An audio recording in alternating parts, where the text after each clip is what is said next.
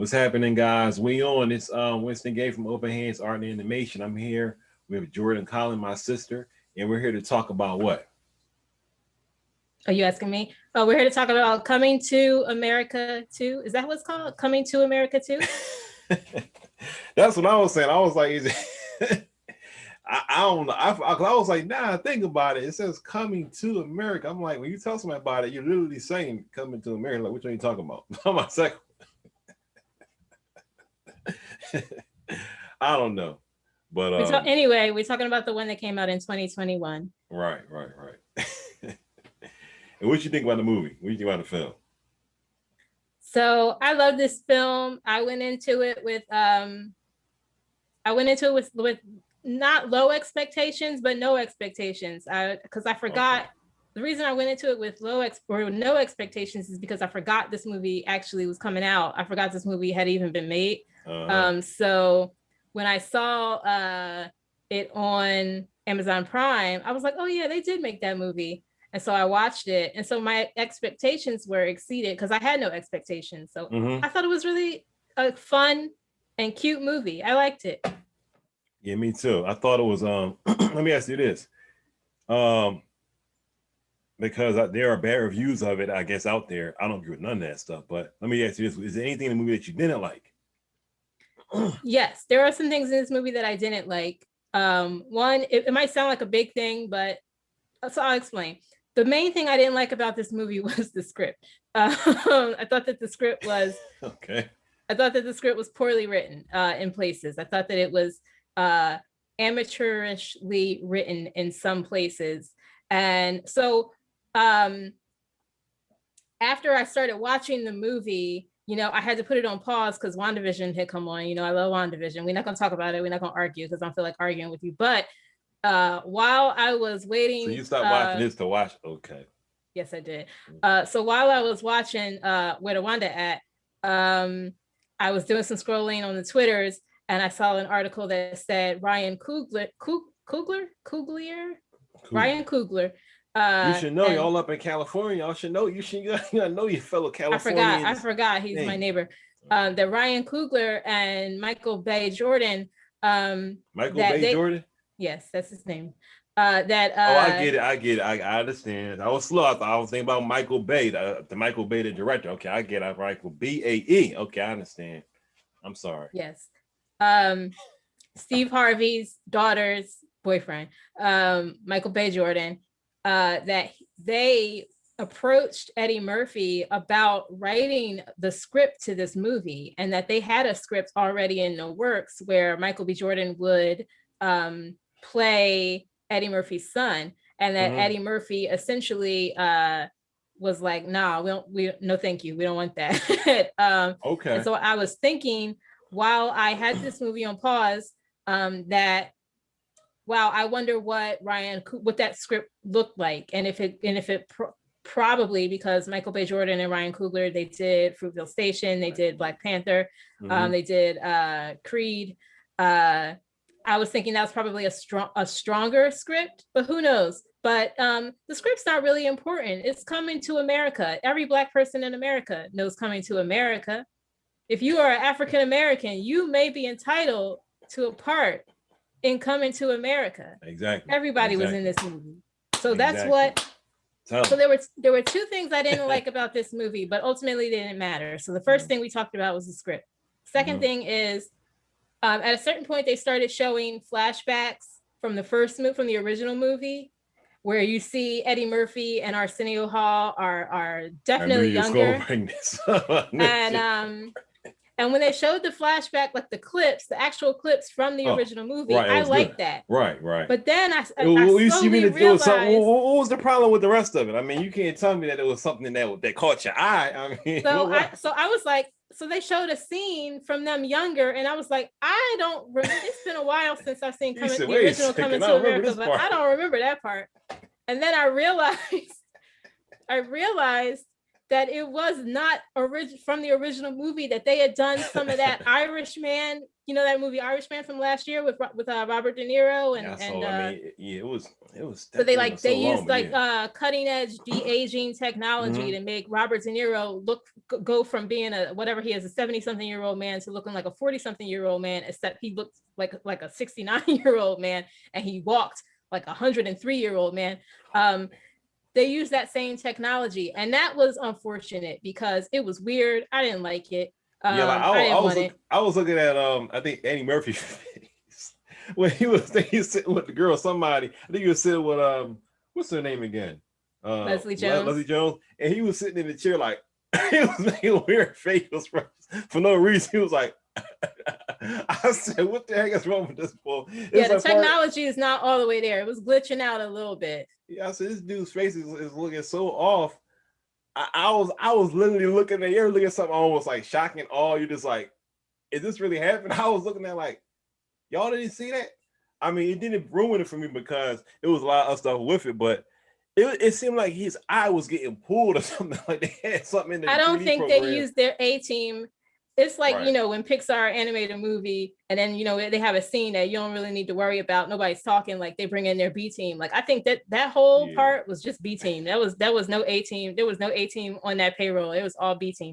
And I didn't like it. I didn't appreciate it. And I don't think it added anything to the movie. Just show clips from the older movie. Right. Exactly. And then it didn't add anything to the movie. It actually took away from the movie to me. So those are the two things that I could have done with that. Well, obviously the script needed to be there. You need a script for a movie, but I thought that the script could have been stronger. One specific part that I thought was really weak is at one point, Eddie Murphy, Prince, I don't know none of their real names. I just call them by their real name, but Eddie Murphy's character. His name was Prince Hakeem.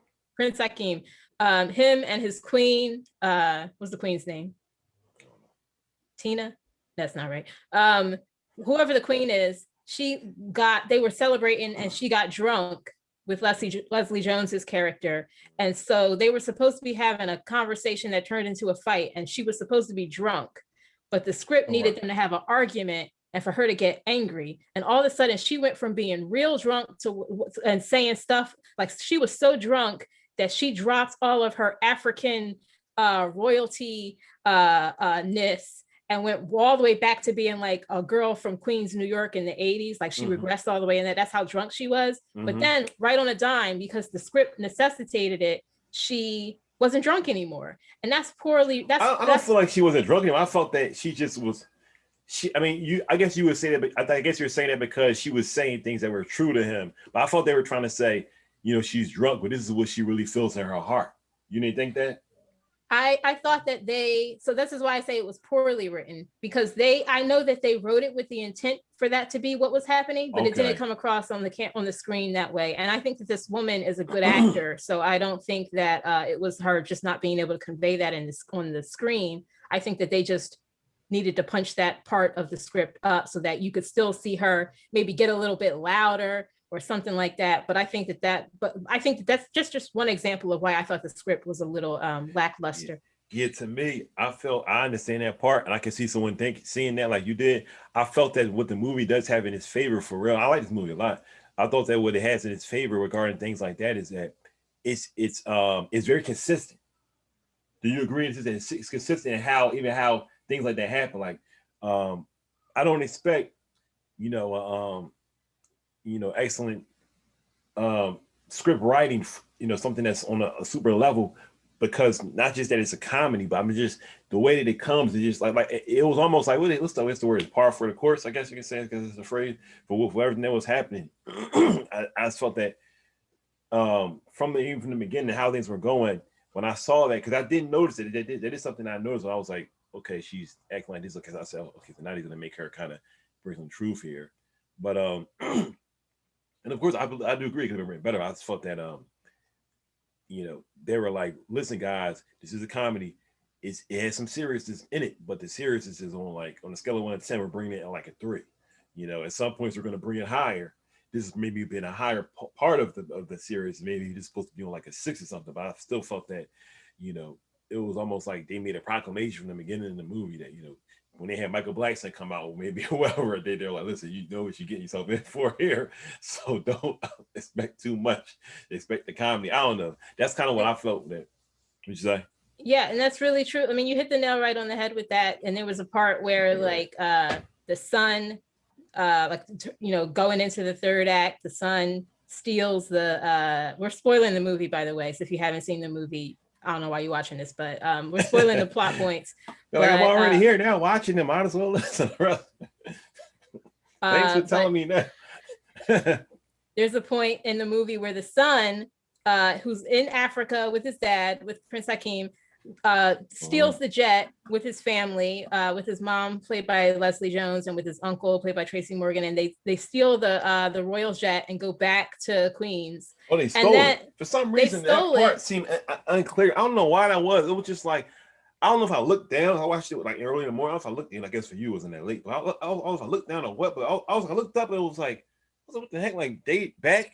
I don't know. For some reason, that part seemed to be so quick. That's something I thought could have been edited a little better. I guess I don't know. Yeah, they took the jet to go back to New York, and then Prince Hakeem has that conversation with his father-in-law, and then he's like, prepare the royal jet. And I'm like, you mean the royal jet your son already stole that is not here? Or do you mean another royal jet? Y'all got 2 royal jets? You should have wrote that into the movie, because now I'm confused. But it was just little bits of laziness. And what I'll say is, someone, Winston, you've written scripts before. I'm an aspiring writer. It's incredibly you written difficult. Before all kind of stuff, right? Well, yeah. But not no movie script. But what I will say is but you still written, doesn't matter as being for a movie, but it's still, right. Sure.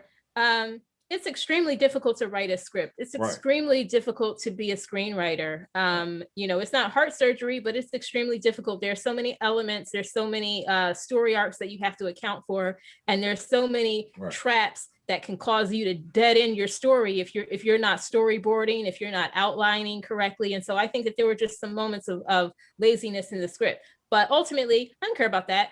The point you made was Michael Blackson on screen. As soon as I saw Michael Blackson on screen, tell him how I texted you. And I was like, this movie got Michael Blackson in it. And that was probably 3 minutes into the movie, maybe even 2 minutes in the movie if you don't count credits. As soon as I saw that, I said, oh, we're going to have a fun time. This is going to be fun. And that's what mattered to me. This was a fun movie. Right. This was a fun movie. Right. It's almost like I feel like this movie is like getting on the screen machine or some kind of ridiculous roller coaster and complaining because the seatbelt didn't fit right. It's like, what you get yourself in for. It's like, did you die? No. Yeah, exactly. Like, did you die? You got on here to do something, a death-defying thing, do something you probably shouldn't be doing, that you would not do in your regular everyday life. And you watch this movie and you're seeing stuff that you would not usually see. You're seeing Zamunda, you're seeing McDowell's, you're seeing the McFlurby, you're seeing all these things that you usually don't see. That cracked me up. At first, I was like, did that say McFlurry? It did not. It said McFlurby. And then there was one thing that I liked about that. There was a joke that they could have made that they didn't make that I thought was really smart, is that the McFlurby machine worked. And at McDonald's, the ice cream machine never works. What is it? McDowell's? McDowell's is way better than McDonald's, just putting it out there. We already knew that. But talk to me about, I'm telling you what to do. Talk to me about who was your favorite cameo performance in this movie, because there were so many people, and I already said every Black person in America was in this movie. You know who it is? Rick Ross, my favorite rapper. It ain't Rick Ross. I don't say Ross. But did you know that the mansion, the royal mansion, is actually Rick Ross's house? That's his real house. Rick Ross, I'm sorry for saying that. I cannot believe I know Rick Ross watching this. He may be watching, you know what I mean? What he's watching. You're like, hey, I like this video. It was my mansion. But anyway. So Winston videos just dropped. Let me see what he's talking about. You never know, because there's a lot of negative reviews for some reason on YouTube about it. So I'm sure they will look like they like. Oh, that was me. That's me from my burner account for all that hate you talk about WandaVision. That was me from my burner account. I'm talking about negative Coming to America ones. Oh, okay. So they look like, I think that's crazy. This was a lot of fun. Just to get into the cameos, you said Rick Ross was in this movie. Michael Blackson was in this movie. Trevor Noah, my husband, Trevor Noah was in this movie. He didn't even tell me. I was going to say really quickly. When I was watching, I was thinking to myself, you know what? I wondered when you watch this if you're gonna recognize him. Because I was like, I think some people gonna watch the movie and they're not gonna they may not recognize him at first because they kind of make it so it's almost hard. And I was watching like, I wonder if some people won't notice that that's him. I thought that would be kind of funny, but you noticed it immediately, I'm assuming. I didn't notice it immediately because I didn't know he was going to be in this movie. But then when I heard his voice, I was like, "That's Trevor Noah." That's what I said. Everybody was in this movie. Tell me about the scene you were in. You were in this movie, right? Yeah, I was the guy who was like adjusting a bush next to the end when they was. I was the lion. Remember the scene where he met he was the lion? Yeah, that was me. The CG on you was ridiculous. I mean, it was ridiculous. They used that's why the CG on the youngification of Eddie Murphy and Arsenio Hall was so bad because they spoiled their whole budget on turning me into a lion. Right.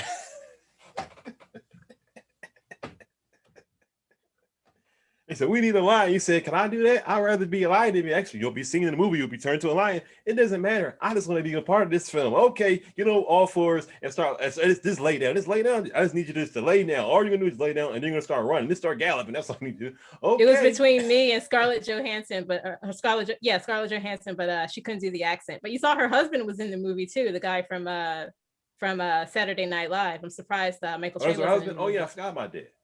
I just learned that last week. Actually, it's funny. Now I'm here talking about it. Can you believe it?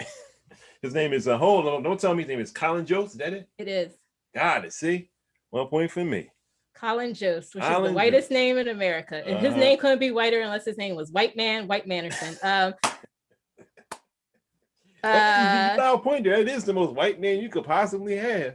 It really is a white. I mean, but I thought his scene was really funny. Oh yeah, I actually totally forgot about that scene. I totally. I don't know why. I guess it's because it's so removed from the rest of what's happening in the movie. It was deleted from my memory. So you said that. That was like a throwaway act one scene. I want to say something. I'm sorry to interrupt. I just want to say it really quickly. The funny thing about the movie, which is what I put in my review, is that the movie, it seems like it's going to go one way and it just seems to morph. And I like that. When I saw that scene, tell you the truth, I thought to myself, okay, so they're going to be just having I don't know what the actor's name is. The guy, I think his name is Lavelle, who plays Prince Hakim's son. I was like, okay, this is going to be a movie where it's basically, because I already knew it. The movie was going to be, the best script in the world. I already could tell it. I already knew it. Even the first one was this. It was not like it was an people like the first one was a masterpiece when it comes to script. No, it wasn't. It was a comedy. Okay, it was not. But it was an endearing film. That's the point. It's an endearing film. Okay, and this movie, in my opinion, is the exact same thing when it comes to that element. But I felt like when I was watching, I was like, okay, I've seen movies like this before. It's a white guy, it's a black guy. It's, to me, in my opinion, I feel like Lavelle kind of what's the word I could say? Instigated. He kind of instigated that conversation with Colin Jost, and I felt like, of course it's a comedy, but still I'm like, it's supposed to be funny, but it still he's kind of offending the guy. And I'm like, okay, well, Colin Jost says some things that may seem racist, but I'm like, you kind of pushed him to the. I feel like he was kind of pushing that also, and I feel like, I don't really want to see that. You know what I mean? I've seen movies like that before where they do that a lot throughout the film. I guess trying to prove some kind of point, but they really push it to they have it happen in such a way that it's unrealistic. You understand? And I thought this movie's going to keep doing it, and I said, I don't really want to see that, but it didn't. And the day it was comedic, and I thought they did a good job with it, I did like that scene, and you're right. He was.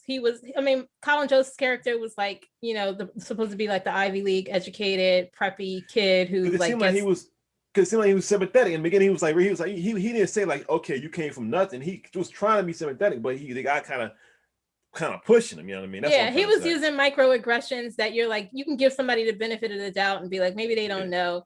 But I think that it did a good job of like establishing that this character, had a chip on his shoulder in life because he felt like he was getting the short end of the stick out of life because he's a black man, because of the way he moves in this world, the way the world perceives him. Right. But at the same time, you did show up for a job interview with Timberlands on. Like, what did you expect? I know, exactly. What did you expect? He stood up, and I'm looking like, really? I think he had a gold belt on. I was like, for a lot of scenes, I'm like, he got a gold belt on? Like, I mean, and not like it's undershirt. It's literally like you can see the joint. Yeah. Tim's all pants. Like you couldn't borrow nobody's shoes. You don't have. I mean, Tracy. I know Tracy. What shoe size is Tracy Morgan? You couldn't ask to borrow some church shoes. I was looking like, are you mad? I'm like. So how do you feel? what do you think about this young guy? Because I haven't seen him in anything before, unless I'm forgetting. I think he may have been in Black Panther. I could have sworn I saw him as an extra or somebody. I was watching. I was like, didn't I see him in like the palace or something like that? Black Panther. I could have sworn I seen that. If not there, I seen him. I think that he was in his movie. If I'm not mistaken. If I'm wrong, forgive me, but I think it was a movie. It's on Netflix. If I'm not mistaken. It has the guy. I think he plays in Baku on Black Panther. It's a movie on Netflix. Winston Duke. You should know his name. It's your name. Yeah, I know exactly. It's a movie on Netflix. I can't think of the name at the moment, but I think he plays alongside somebody else. And you probably saw the movie. It's kind of like a comedy. I think he plays. I hope I'm not getting this mixed up. It's a movie that I believe he plays in on Netflix. And basically, the guy Lavelle who plays, the guy we're talking about who plays Prince Hakim's son, I believe he plays one of the criminals. It's a movie where I'm trying to remember the name of the movie, but there's a bunch of criminals. And they have like 2 or 3 black guys, and the guys are funny. And I believe he plays one of them. If somebody knows about it, they probably know what I'm talking. Put it in the comments. But put it in the comments below if you know this guy. Put it in the comments below what did you think about this guy's performance? Put it in. Let us know in the comments below. I think he had a lot of charisma. I think he did a really good job because he had to carry this. This was his story, so he had to carry this film. Right. And I didn't even realize that. I mean, it's just really quickly. When I was watching, I was like, wait a second, this is more about them than it is about Eddie Murphy character. And I was like, I don't know if I like that. First, I was like, wait a second. That's me coming to the realization, like, well, okay, I thought it was gonna be like the other one. I'm like, I don't know if I like that. And I was like, he's supposed to be like the grandfather character now. I was like, hold up, wait a second. Like he got to take the back seat. But then I kind of was like, okay, I got it. What about you? How do you feel about that? I liked the way the story. I wouldn't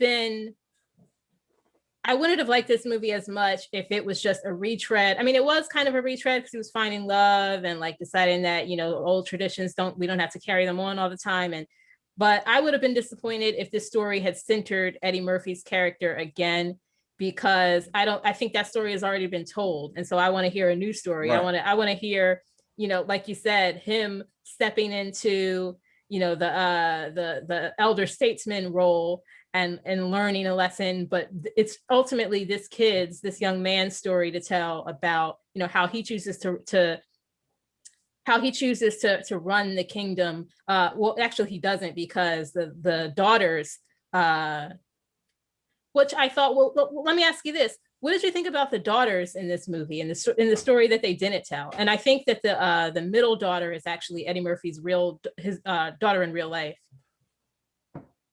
Okay, the one that was like, I think tall and light skinned. I know it's the middle daughter, right? Mm-hmm. Really? Yeah, the middle daughter. So she didn't really have that much of a story, or the youngest daughter. No lines at all. Yeah. Yeah, they didn't really have any meat on the bone for that story, but I thought that it was interesting to tell that story. It's hard to watch this movie after Black Panther comes out. One, because Ruth Carter did all of the costuming for this movie, and Ruth Carter, the amazing Ruth Carter. So this movie looked great. All the costumes were wonderful. Did she do it for Black Panther also? She did. She won an Academy Award. But also, like, it's hard to watch a movie that centers Africa after watching Black Panther, because it's like every scene I'm like, oh, they did that because of Black Panther. Like, so when they had the girls fighting Eddie Murphy, I was like, oh, they did that because of Black Panther, which is probably not true. You mean fighting Wesley Snipes, you mean? Both. In the beginning, they're fighting, they're doing like their warrior training, right. And they're fighting the father. Right. Yeah. And then at the end of the movie, in the third act, they're fighting Wesley Snipes' character, who, first of all, Wesley Snipes carried this whole, he needed a backendectomy, because he carried this whole film. He need a backendectomy, or a bachiotomy. I don't know which one it is.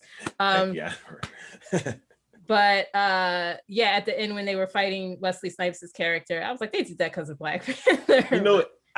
It's crazy. In my subconscious, I was thinking, I was like, this is kind of my main Black Panther. This is going to be Black Panther. But at the same time, I was like, it's not their fault. It's not their fault. I'm not saying that like it's not really their fault. It's not really their fault, because if Black Panther never came out, at the end of the day, they had Wesley Snipes in it. They gotta have some fighting. He's playing a villain. Wesley Snipes knows martial arts for real. I mean, he's not just his blade. Yeah, Blake actually know how to do his stuff. He can do real martial arts in real life. So I was watching, when I saw him, I was like, man, I hope they have some martial arts in the movie. I hope they have more some martial arts in the movie. And I said, I don't see anything that could set a precedent that you have martial arts in the movie. And then they're in. I said, yeah, finally got martial arts in the movie. Finally, I want to see him do something. And what was the question again? I don't remember. Yeah, but it was entertaining though. But I like seeing I like seeing Wesley Snipes in it, and I felt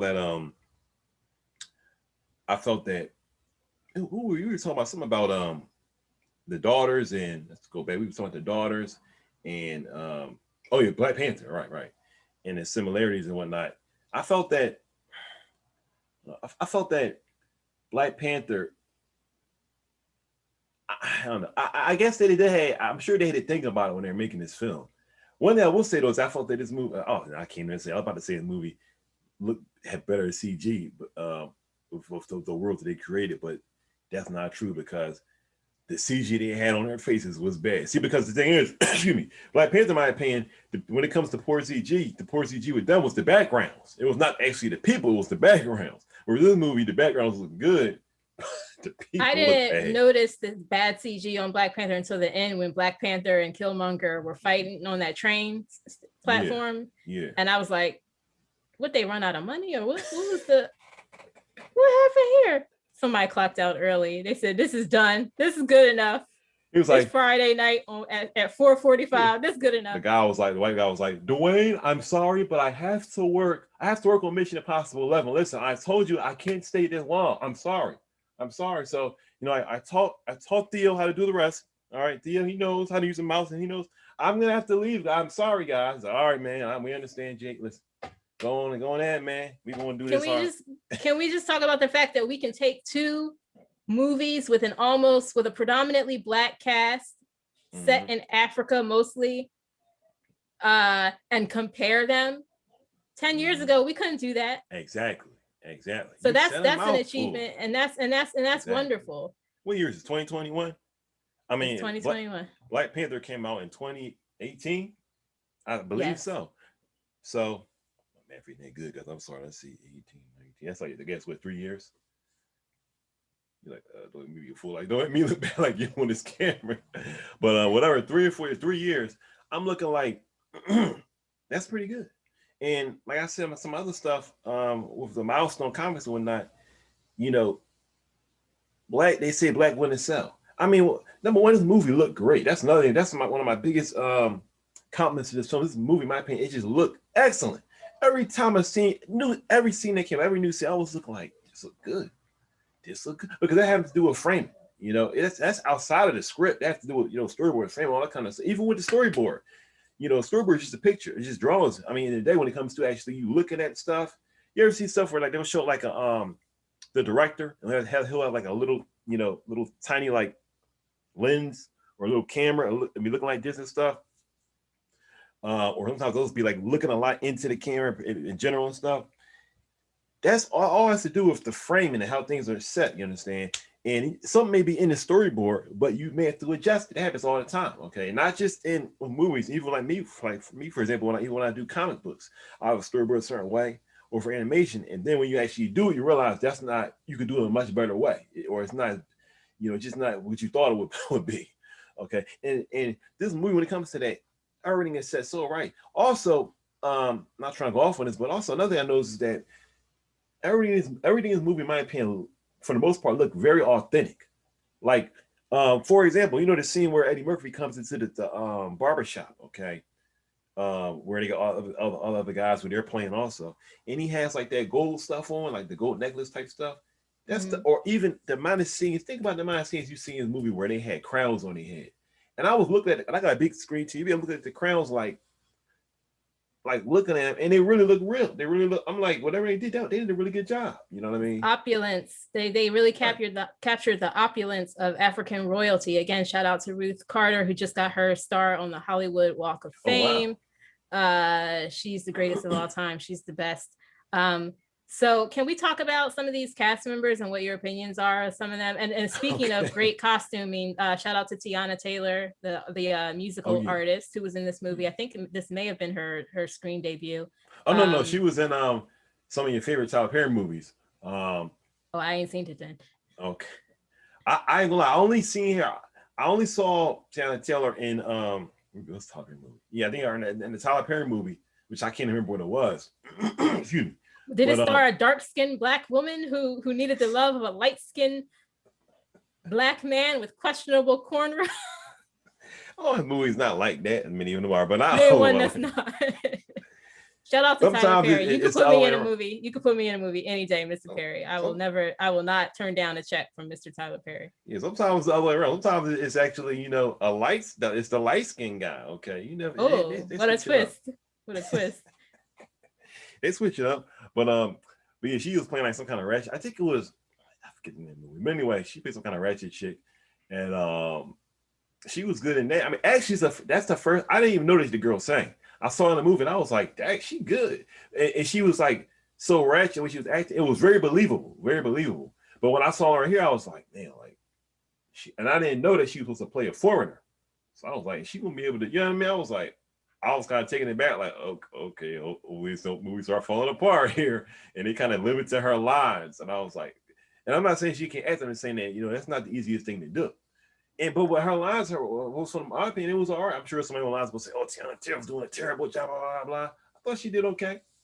I think she did an okay job. I know that Dionne Warwick, the legendary R&B singer, wants Tiana Taylor to play her in the story, in the movie of her life. Oh, which I see it because I think alike. They look exactly alike, so I could see it. So I would definitely, I would watch that if it was like like a Lifetime, like a yeah, I would watch that. Wow. Tracy Morgan was in this movie. Tracy Morgan was some of my favorite parts. Tracy Morgan is funny. Mm-hmm. What did you think about Leslie Jones? She didn't have a lot to do, but I thought what she did do was good. I thought Leslie Jones did a great job. I was actually proud of her. I was proud for the movie, for the people who made the movies. I said, y'all really did good. Because it's not just about making a movie. It's about giving these actors scenes that allow them to shine and get better jobs. You know what I mean? And I felt that the people that made this film, they were really thinking about that for a lot of the actors. Of course, there were some actors that didn't have a lot of time, but for those that did, they were really trying to put them in positions where they look good. And Tracy Morgan, Leslie Jones, I thought she did a great job. I was laughing when I saw her, and Lunel. It's right. I watched. I said, "Is that Lunel?" I actually said, "My man," I said, "Is that Lunel?" They didn't give Lunel a bunch to do, but everything Lunel did, she did it perfectly. I love Lunel. Right. I think she said something at the end of the movie. I was like, "Oh, yeah. Lunel, you said that line." I said, "You said that line." She was sitting in front and center. I said, "Go ahead, Lunel." She probably was like, as soon as she said that line, and I can't think of what the line was exactly, but as soon as she said it, I went immediately to Google to try and find the GIF of her saying that line. I was like, I'm gonna use this in every interaction from here until April. I'm gonna use that Lunel line. I don't know why I like Lunel. Lunel is like the person that every Black person knows. She like everybody knows. She's what TikTok calls Black famous. Like all the Black people know, and white people are like, who that? No, I mean like she. I'm not saying that they know her, but I mean that's true too. But I mean like she's like the Black person that everybody knows someone like her. You know what I mean? Yeah. Yeah. Everybody's auntie. Everybody got an auntie that's like Lunel. Yeah. Can we talk about some of these other sorry, I'm like steering this. Tell me what you want to talk about. I was going to say really quickly. Say what you want to say. I just want to say also that really quickly though that I thought that Tiana Taylor's outfits was really nice. I will say that. Yeah, they were outfits. Wonderful. That's the whole nother thing. I guess you want to bring it up, but the outfits was ridiculous. I said, which once again said, it reminded me of Black Panther, but I just say it here because I was like. And Ruth Carter did all of that without using, because in the original one they used a lot of furs. There was a lot of fur collars and stuff like that. This one, in an updated society where we don't really want to costume in that way, she did all of that. If you notice, there was no fur. Mm-hmm. It was all these extravagant collars, not made out of animal byproducts, which is to be able to do all of that and have it look that good. That's wonderful. That's great. Watching the movie, I was talking to my man. I said, excuse me, it's a piece. My man said to me, he said, that looked nice. Eddie Murphy was wearing something. He said, yo, that looked really nice. He said, I would wear that. There was another scene Eddie Murphy was wearing like this, like I said in my other review of this movie. I said he was wearing like a gray like velour type thingy, whatever. Like I saw that. I said, I looked at him. I said, you see what this dude is wearing? It was like dark gray, or maybe even like a green, like an olive green color or something like that. I can't remember. It was more in the beginning of the film. It was like Oh, it okay. I'm was kind thinking of of something right. else. If you watch it, you can see what I'm talking about. And it was like open, like, but I don't think it was a jacket. Jacket was like a house jacket, I guess. And I've never seen a movie before. I can tell you right now, where I actually looked at the person I'm watching the movie with to talk about the clothing, except for this film. I've never seen a movie in my whole life where I literally could be like, yo, like this stuff. It's like they wearing future wear. They wearing something from the African future, like something you never seen. I'm like, yo, where is this stuff coming from? My man was like, he said, yo, that actually looked really nice. He was in the beginning, he's wearing something that had like beads or something like down the neck or something. It was like real nice. It was like a light cream color thing. And they had like beads coming down. And my man was like, that looked nice. Oh, he said, I'll wear that. I was like, me too. Yeah, there are definitely some elements of Afrofuturism in there in the costuming. So can we talk about the other cast? Oh, can we talk about the other cast members? But can we talk about one thing that I noticed that I don't think anybody else on the planet had this moment? It was just a moment for me. But so the father-in-law is John Amos, right? The dad off of Good Times. Mm-hmm. Oh yeah. So the dad on Good Times did such a good job of dying on that TV show. That ever since I saw that TV show, I forgot John Amos is not dead in real life. So every time I see John Amos, I'm like, he alive. I get so, it's like you see a ghost. And then I get real happy because I'm like, you know what? He is alive. He's not dead. That was on a TV show. So when I saw him, I'm sorry. Yeah. No, that's all I wanted to say. Okay. And you're right. I want to say this really quickly too. I'm glad you said that. I actually saw like a movie on like Tubi or something like that, which is like, if you don't know what that is, it's like a smart channel you would get like a smart TV or something like that. It's like a stock, channel. It has good things, bad things on there, but I think it's like free if I'm not mistaken. I think Tubi is free. It's no subscription fee. And basically, he was doing this movie. It was like a church movie, but it was kind of like a real low budget church movie, like really low budget. And it was like, cinematography wise, it was really, really bad. It was scenes that were like, it was like really, really overexposed, all kinds of just stuff that was like off of the movie, I can say. And he was playing like a owner of like a restaurant or something like that. And I watched and I'm like, man, like I never knew that this is what he's doing there. I'm not saying anything against him. I'm glad that he's still acting, but of course, it's not people calling him every day say, John, what you be? John, what you being that? Okay. So I was just like, well, it's good to see that he's still acting. I kind of felt upset like that, like he got to be in this kind of stuff because he can get a lot of roles. Whatever case, I don't know. Maybe he don't want to act like I don't know. But then to see him in here, I said, that's what's up, man. I said, this is like a major film. I said, somebody said, well, he was in the original. Whatever the case may be, he's in the movie. Okay, and he did a great job. I like how you didn't see him a lot in this film, but when it cut to him, which is another thing I like about the film, how it's written. When they cut to him, it was like, okay, bam, McDowell, shoot. You know what I mean? McDowell's go. Action. Okay. I like that. Like, y'all remember how we did before? Okay. Bam. And then he comes on and he starts to talk. One thing that's nice about him is when he, as with the first movie, is like he's real calm business person. Okay. He's like, yeah, McDonald's, he said, no, we're not stealing from McDonald's. We're our own thing. And then, he's always calm. It's not like, he's like when Vanilla Ice was like, we're not stealing that. It's theirs goes dun dun dun dun dun dun and ours goes dun dun dun dun dun dun. Like it's the same thing.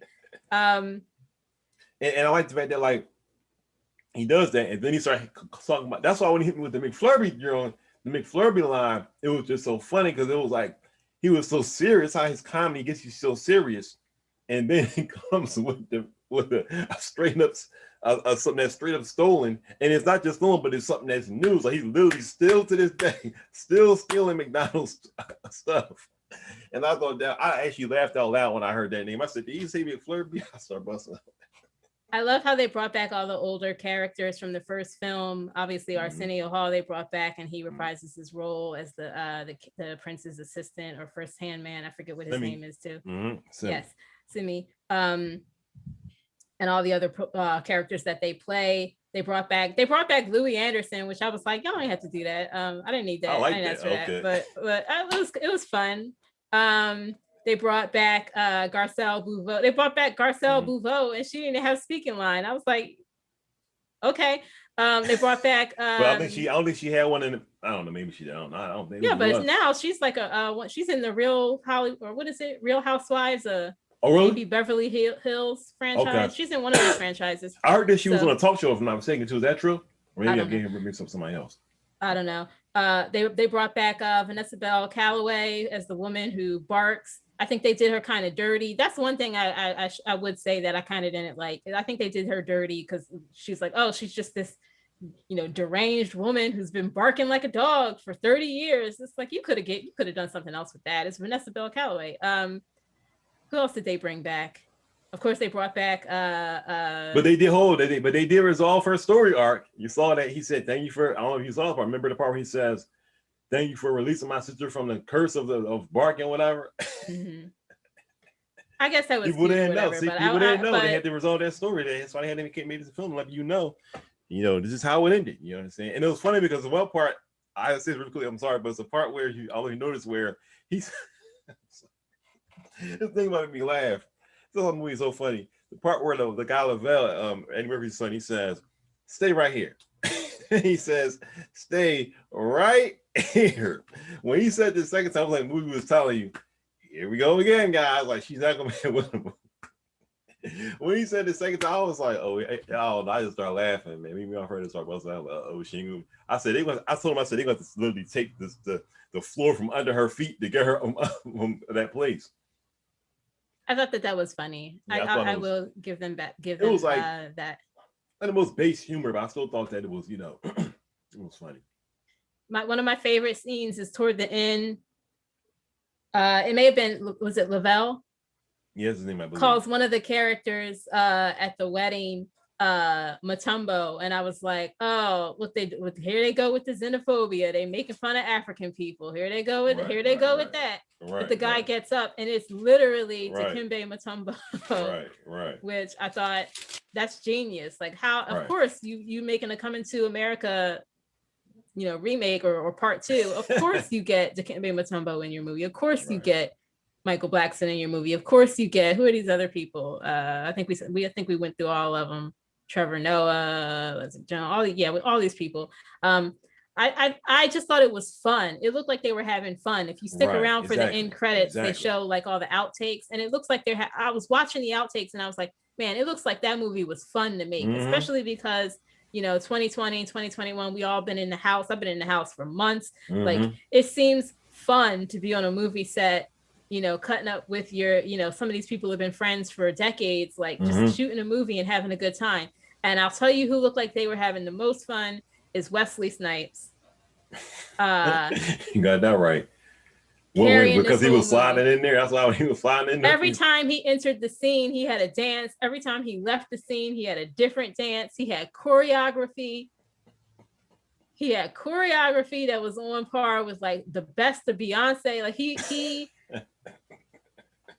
his comic timing. I think sometimes people forget that Wesley Snipes is. I forgot that Wesley Snipes is funny because I watched the last movie that the last movie that I watched with Wesley Snipes was actually another movie with Eddie Murphy, which was that Dolomite movie that came on Netflix maybe last year. Okay, I saw some of it. I didn't watch. I watched like the beginning. I gotta watch the rest of it. And I think it's called Dolomite Is My Name. And Wesley Snipes stole that whole movie. He stole that whole movie. Okay. And I forgot, because you think of when you think of Wesley Snipes, maybe you think of like, you think of the Blade franchise, and that's not really funny. Although it is funny when they had to CGI his eyes on that one Blade movie, I think Blade 3, because he refused to open his eyes. But Wesley Snipes, you forget that he's funny, but then you remember, Wesley Snipes was in White Men Can't Jump. Wesley Snipes was in Demolition Man. Like, every movie. I like Demolition Man. I don't know. All the people I thought was, I don't know. He carried that whole movie. Yeah, exactly. It was that Stallone, something like that. Yeah.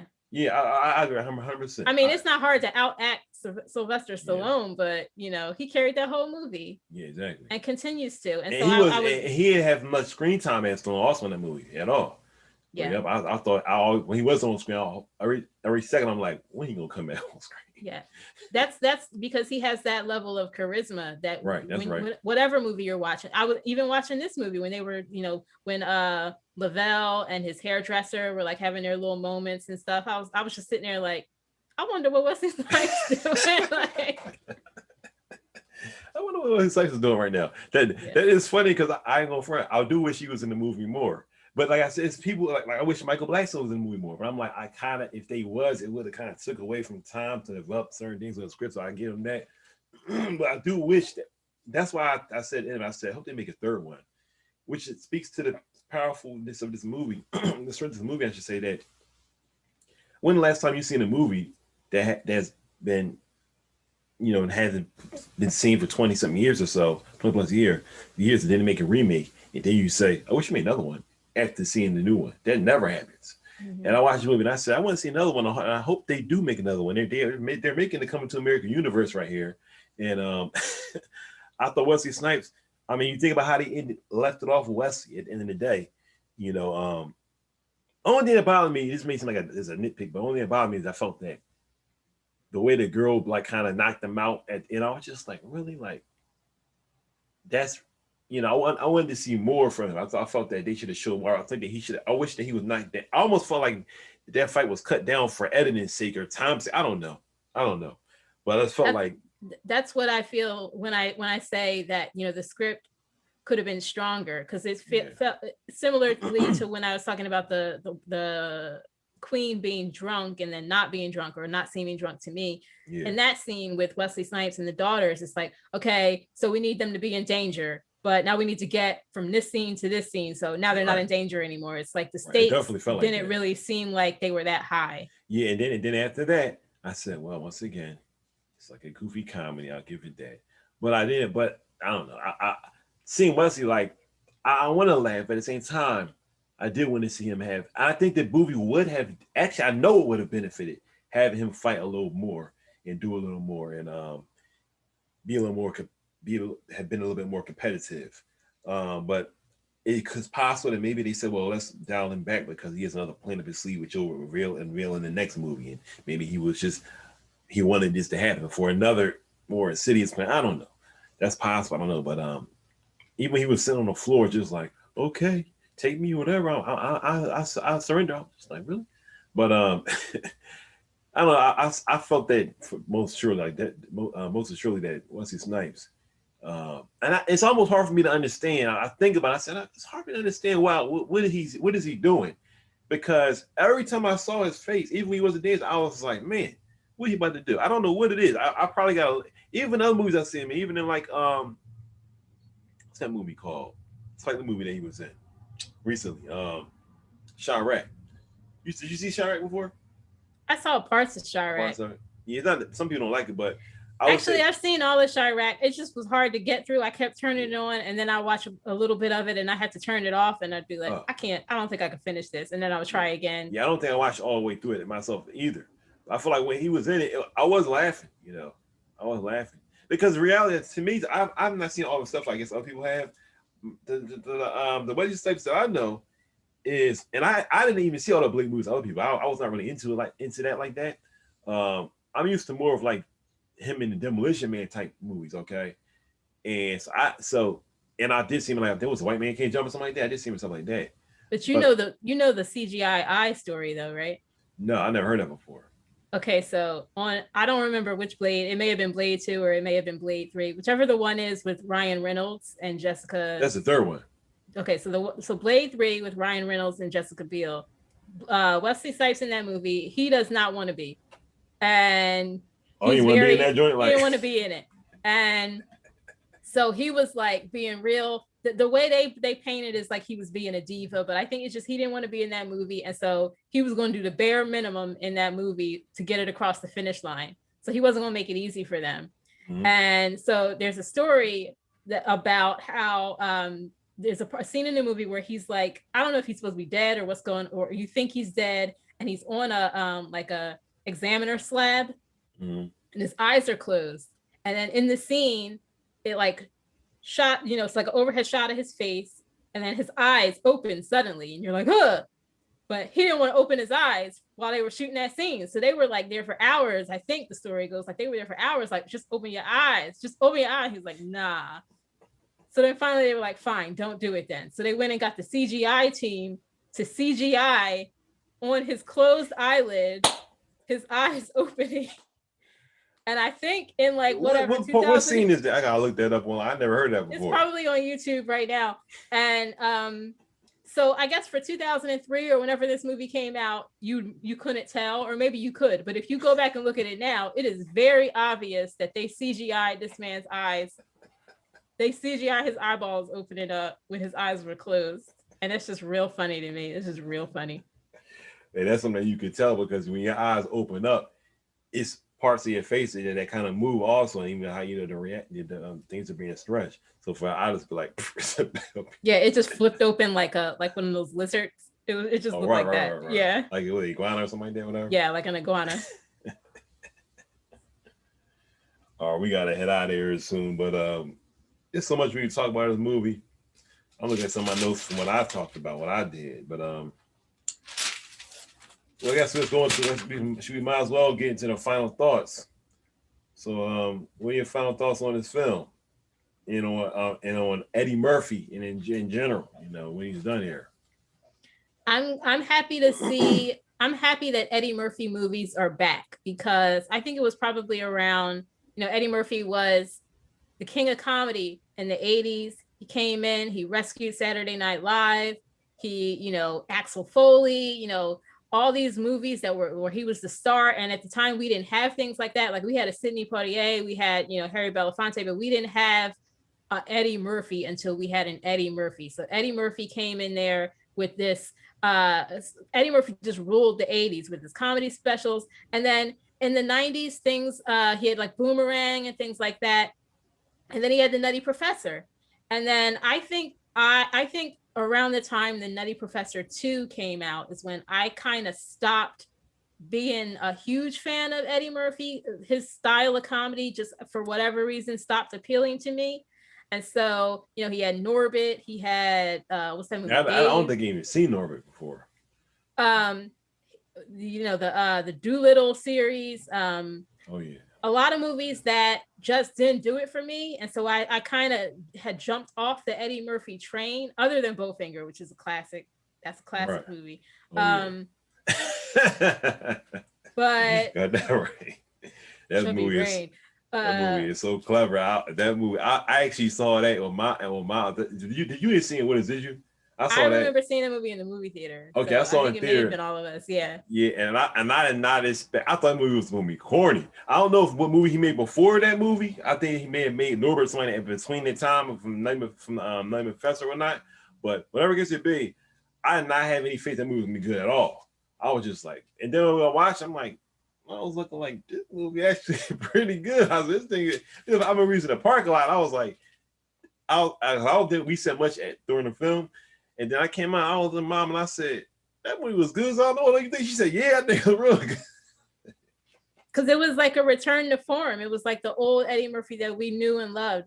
And so in the aughts and in the 2010s or whatever you want to call it, I think that Eddie Murphy has done a lot. Other than Dreamgirls, I think Eddie Murphy had done a lot of movies that I didn't really necessarily care for or didn't see. And so Eddie Murphy right now is kind of going through a renaissance with the films that he's choosing. And so I'm happy about that because I think that we should give people their flowers while they're still around to smell them. And I think Eddie Murphy deserves. So I'm glad that Eddie Murphy is in a movie. I'm glad we're getting to see Arsenio Hall in a movie, who's a great actor and has great comedic timing. I'm glad that we're getting to see, like I said, Wesley Snipes in the movie. I'm glad that Leslie Jones is in this movie. I'm glad that Tracy Morgan is in this movie. And I'm excited to see. You know what? I'm sorry. I say something really quick. I'm sorry. I just want to say this because I forgot to say it earlier. I was supposed to say it, but I think we went off on something else. Leslie Jones, I think the movie made her look really, really good. Not to say that it made it, like not to say, okay, well, she doesn't look good, and this movie did something that made her look special somehow. But I mean that I thought the movie. I said this in my other review too. I think I did. Maybe I didn't. I think actually I didn't put in my other review that I actually had to record my other review a few times because of some stuff that happened. I had to actually record more than once. But anyway. Leslie Jones, she ends up playing sometimes kind of like the ratchet person a lot, even on Saturday Night Live. Okay, they kind of use her in that way. So to see, and here she was, at one point, the ghetto person also. Okay, but she has like a kind of transition. I like that. Even the way she was looking at her appearance, I never saw her look better, except for in this movie, in my opinion. Maybe she's a month I've never seen before. But I never saw her look better than this film. Okay. I mean, she was looking excellent. Not just the way she looked, but the way she was acting, the way she was shown. Okay, all of that. She could not have looked better. And I said, who would have thought that this was a movie that people I think would look at her a different way like that. Okay, because she is a good actor. You know what I mean? And sometimes the issues that, especially with black actors, is that they just get put in movies or shows that are just not good. You understand? Even Eddie Murphy, like you were just talking about him, movies that he was in, maybe he had to do because he had a lot of kids. I don't know. He just wanted to pay bills, whatever. Maybe he just wanted to. He got a lot of kids. He got like 11 of them. Yeah, they got a lot of children. And some of the movies, you wouldn't even want to watch. I don't think he even want to watch the joint. Not saying that gives him the saying that, I'm not trying to say that in the day. Those kind of things, are what they're being offered. And then they'll move on to the next person. I heard someone say some time ago, you probably heard the same thing where they say like, I think it's true that, they try not to have more than one or two main black actors at a time. You know what I mean? Like, so we got Denzel. We can't have, like someone like Don Cheadle getting roles like Denzel. Don Cheadle's a very, very good actor. Don Cheadle's an extremely good actor. You know what I mean? And people don't want to know that though, because when Denzel's around, and if they're in the same movie, it's like something like, they were in the same movie at one point. I think it was Devil in Blue Dress, but and they did a great job. You think them together, okay? Powerhouse together was ridiculous, okay? But that was it. If they were anything else after that, it was something very, very small, okay? So like I'm just saying, when it comes to black actors and whatnot, that's what I like about what Eddie Murphy did. How he kind of let people shine. You understand? And I admire that maybe even more than the whole of the film itself. Just how that was done, But I'm sorry, you continue. I'm sorry. No, yeah, you hit the nail right on the head. You made some really good points. Black actors, and what I'll say about Leslie Jones, and I love Leslie Jones. I love her career on Saturday Night Live. I love her Weekend Update segments.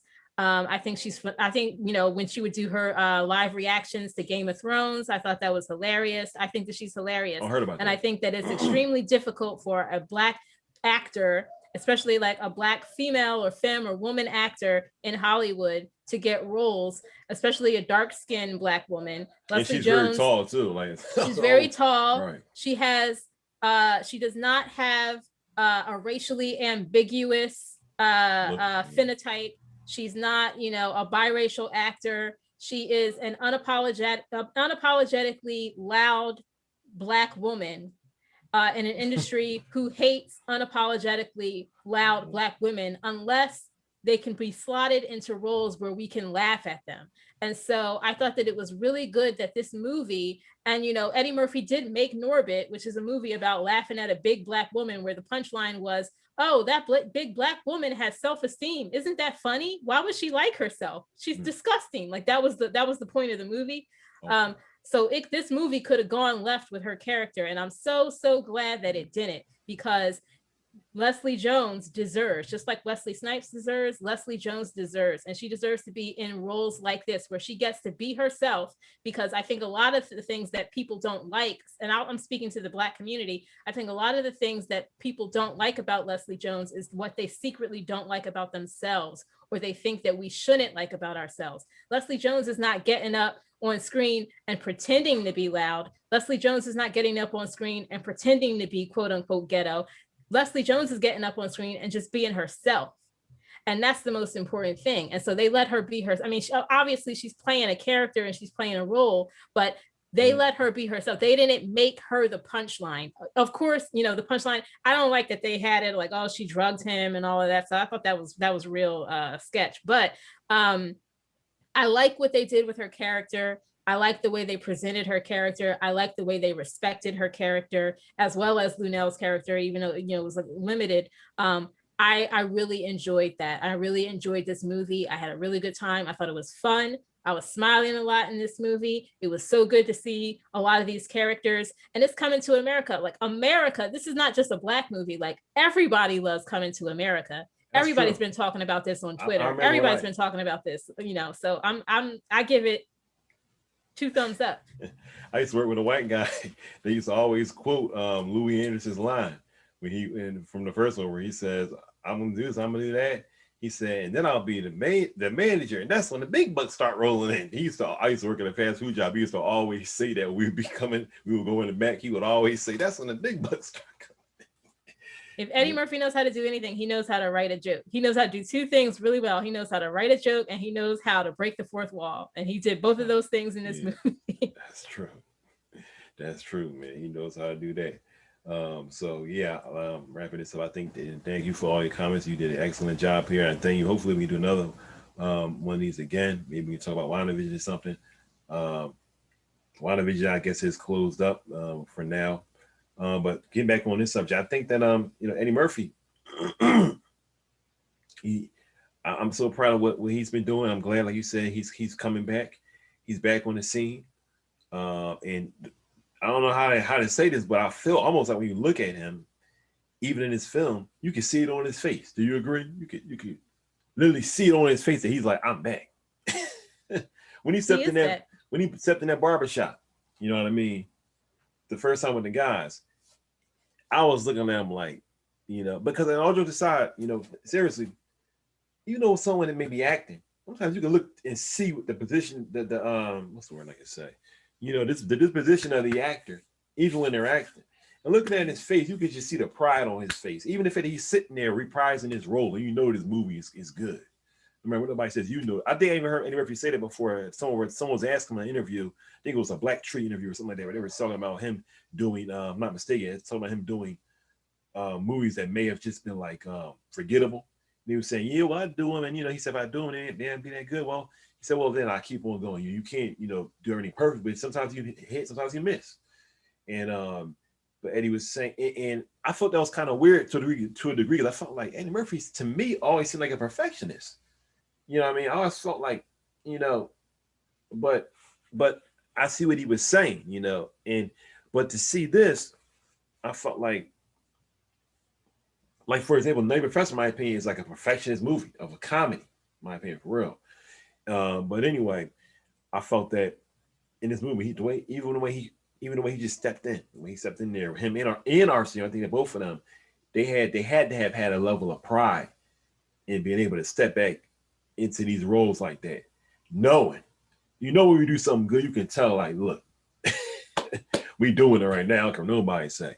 And I think that everyone in the movie felt the exact same way. Like you said, you could tell they was having a good time. Okay, you could tell, because it's more than, in my opinion, this is more than the movie. That's why I don't like people came out with these reviews and some of my black folks. I'm not saying that if you black, you gotta love the movie, but it may not be a twist. But I felt like, when you think about it, maybe they don't know the history of what's going on in black in general. But in my opinion, if that's the case, why are you online airing information that when you're not fully informed? But people making reviews are like I said, this movie just came out. This movie just came out today. We're making this review, and I seen like 2 or 3 people I've seen before on YouTube, black people reviewing the movie, saying it was trash and all kind of stuff in their thumbnails, saying like this is awful. I'm just like, really, and I watched it, and I'm like, really. I could understand it was just like a really god awful film. I'm like, I don't see that. I don't see that, and I think a lot of people don't see that. And that's even if that's the case. I feel like this is the time for you to keep that to yourself. It's to me, it's almost similar to when Obama came in as president, and black people were saying, "Yeah, well, he didn't do that." I'm like, and he just became president. I'm like, you mean always been like that about the guy? But it's a black president, and the dude is a black man that became the president. I mean, if you have a grievance, keep that to yourself at least right now. You see what's happening here. You understand? What'd you say? Sorry to cut you off. I think that sometimes we hold the Black community to a higher standard than we do Hollywood in general or white entertainment. I think, I saw on AV Club, they gave this movie a C-, and I thought that was kind of harsh. I mean, this is a nice popcorn movie. This is the kind of movie, back when we would go to the movie theater, you go to the movie theater, it's a crowded theater, you laugh and you have a good time and you clap and like, that's a disrespect. That's a disrespectful school arc for nobody. So when you got a C-, that's saying don't see this. That's what it's saying. This is a fun movie, and I'm a harsh critic of movies, and I'm not by any means. I'll say, it's okay not to like a movie, but it's also okay to like a movie. And I feel like I'm a movie snob. I critique movies all the time, and I have a high, there's a high level that I think most movies don't meet up to. But not every Black movie has to be Ma Rainey's. Not every Black movie has to be Black Panther. Not every Black movie has to be, Judas and the Black and the Judas and the Black Messiah. Yeah. And those movies need to exist and they are important, but this is important too. It's coming to America too. And this is, it's a fun movie. It's a fun movie. You know, so I think that sometimes we hold ourselves to a higher standard that we don't do. I mean, they went and made like 10 Police Academy movies. You know, David Spade still has a career. Like, how many Fast and Furious movies are out? How many Fast and Furious and I ain't movies seen none are of out? them. I ain't nothing against them. I ain't seen none of them two. They made 2 of those Paul Blart Mall Cop movies. Like the bar for Hollywood sometimes is on the floor, but for us it has to be like top echelon. And so I think that it's okay to just make a movie with a bunch of Black people that has opulence and is a fun and good time where people are having a good time and telling and cracking jokes, and everything gets wrapped up at the end. I enjoyed this movie. I had a good time, and for anybody who didn't like this movie, that's okay. You don't have to like a movie. If you disagree with how I feel about this movie, let us know in the comments below. Let us know how you felt about the movie. If you liked it, if you disliked it, if you thought it was the best movie ever, if you thought it was the worst movie ever, that's okay. But for me, I enjoyed myself. So that's all I got to say about that.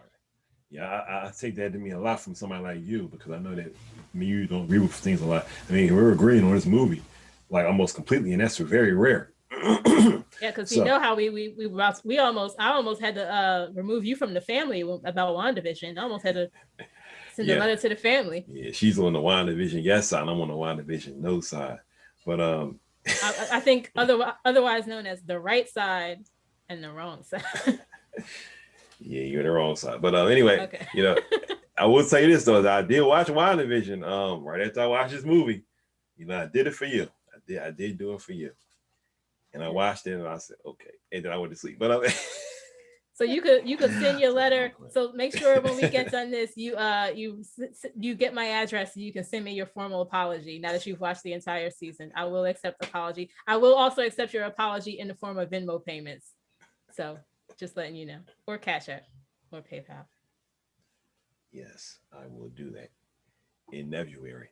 Okay, where's the end button at? Okay, so I'm ready to hit the delete button. Guys, thank you. Subscribe to this. You want to leave any information here that people can reach you at? Yeah, if people want to get in contact with me, if they want to argue about like what happened on Lost back in 2004, I'm on Twitter at Cinnamon LaFemme.